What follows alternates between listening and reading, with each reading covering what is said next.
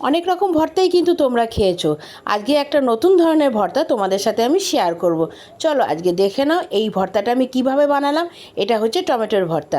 প্রথমে আমি খুব বেশি না, দুটো টমেটো আগুনে বেশ ভালো মতন পুড়িয়ে নিয়েছি। তো তোমরা দেখতেই পাচ্ছ যে উপরের চামড়াটা কিন্তু পুড়েই গেছে।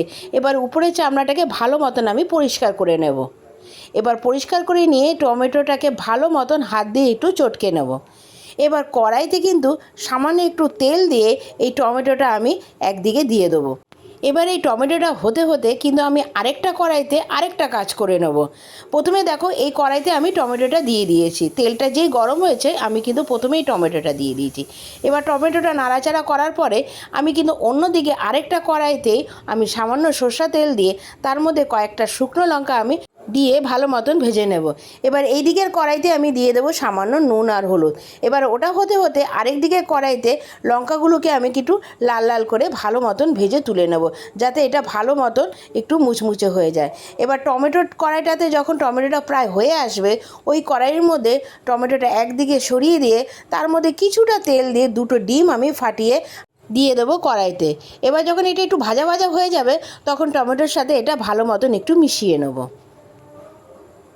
যখন দেখবে এটা মেশানো হয়ে গেলে কিন্তু এটা করতে খুব একটা সময় লাগে না, কারণ যেহেতু টমেটোটা আগে থেকেই পোড়ানো ছিল, সেটা অর্ধেক সেদ্ধ করাই ছিল, তাই এটা করতে খুব একটা সময় লাগেনি। অন্যদিকে আমি লঙ্কাগুলো তুলে নিয়ে ওই কড়াইয়ের মধ্যে খানিকটা তেল দিয়ে বেশ কয়েকটা রসুন আর একটা বড় সাইজের পেঁয়াজ আমি কুচিয়ে ওর মধ্যে দিয়ে দিয়েছি। আমার কিন্তু ডিমের ভাজাটাও হয়ে গেছে। এদিকে দেখো পেঁয়াজের মধ্যে আমি দিয়ে দিয়েছিলাম সামান্য একটু মিষ্টি। স্বাদ অনুযায়ী তোমরা একটু মিষ্টি এর মধ্যে অ্যাড করবে। পেঁয়াজটা কিন্তু একটু লাল লাল করেই ভাজতে হবে আমার। এবার ডিমটা আর টমেটোটা তোলা হয়ে গেছে। আমি এরপরে কিন্তু পেঁয়াজটাও যখন লাল লাল করে ভাজা হয়ে গেছে সেটাও আমি একটা থালাতে তুলে নেব।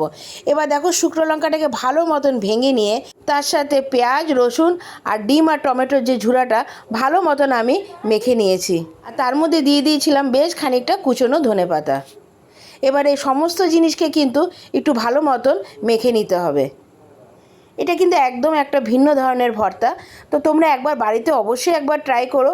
আমি কিন্তু এইটা প্রথমবারই করলাম, খেতে কিন্তু দারুণ হয়েছিল। এবার এই সম্পূর্ণ জিনিসকে ভালো মতন মেখে নিয়ে আমি তার মধ্যে দিয়ে দিয়েছিলাম খানিকটা কাঁচা তেল। তাহলে বাড়িতে তোমরা অবশ্যই একবার ট্রাই করো। ঠিক এইভাবে রেসিপিটা কিন্তু খেতে দারুণ হয়েছিল। আর আমার রেসিপিটা তোমাদের কেমন লাগলো অবশ্যই কিন্তু আমাকে কমেন্টস করে জানিও। আর রেসিপিটা যদি ভালো লেগে থাকে তাহলে একটা লাইক, কমেন্টস আর এটা বন্ধুদের সাথে শেয়ার করে দিও। আর আমার চ্যানেলটা অবশ্যই সাবস্ক্রাইব করে দিও। আমি কিন্তু এটা গরম ভাতের সাথেই পরিবেশন করেছিলাম। তোমরা এটা কিসের সাথে পরিবেশন করছো আমাকে কিন্তু অবশ্যই কমেন্টস করে জানাবে। অনেক রকম ভর্তাই তো ট্রাই করেছো, তাহলে এটাও একবার হয়ে যাক। আসি আবার একটা নতুন রেসিপি নিয়ে। তোমরা ভালো থাকো, এখনের জন্য টাটা।